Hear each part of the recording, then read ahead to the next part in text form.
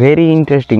School পর্যায়ে 2 যেটা ইবতেদায়ী এবং জুনিয়র শিক্ষক হিসেবে আপনি এইচএসসি পাস করলে অথবা মাদ্রাসা থেকে যদি আলিম পাস করেন, তাহলে কিন্তু আপনি স্কুল বা মাদ্রাসার টিচার হতে পারছেন।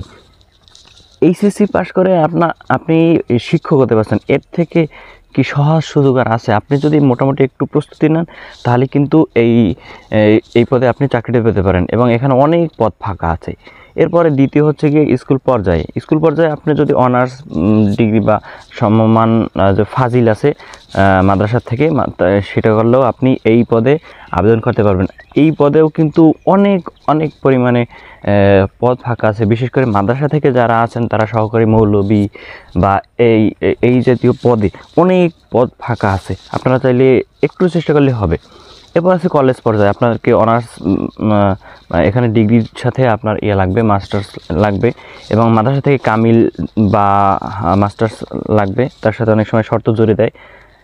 এরপর বয়সসীমা হচ্ছে গিয়ে 18 থেকে 35 বছর। এরপর আপনার শর্ত হচ্ছে জীবনে তৃতীয় বিভাগ, মানে একবার তৃতীয় বিভাগ বা তার সমমান যে গ্রহণযোগ্য, তার বেশি যদি থাকে তাহলে আর হবে না।